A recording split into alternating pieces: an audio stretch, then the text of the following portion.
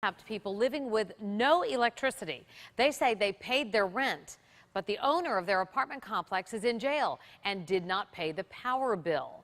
News Channel 5's Brian Entin live in Lake Worth, where the apartments were over 100 degrees today with no air conditioning. Brian.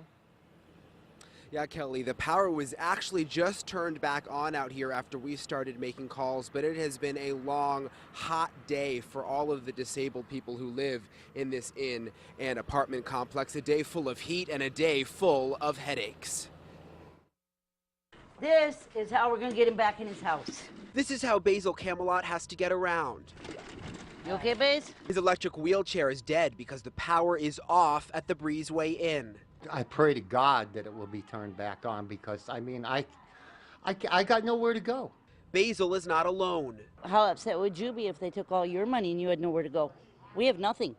We have nothing. This lady is hearing impaired. Each of these disabled people say they pay $1,000 a month rent, and it's supposed to include utilities.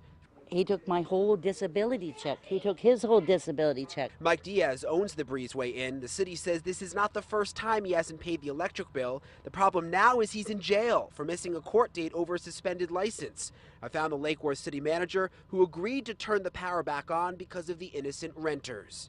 We have our own electric utility, and unlike maybe an FP&L, we have the ability to kind of step in on a small scale and say, you know what, this isn't right, it's not fair. So we're going to try to help them transition, and we're having the power reconnect tonight, and we'll work through it with them. Tonight the AC is running again, and so is Basil's wheelchair. If it wasn't for the help of you guys, we would not have it. But the relief is only temporary. No, what are we going to do tomorrow? We don't know. What are we going to do next week? We don't know.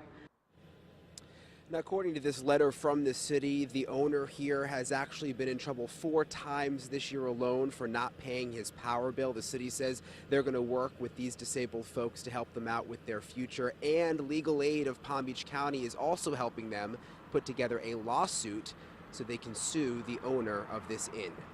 Live in Lake Worth, Brian Entin, WPTV News Channel 5.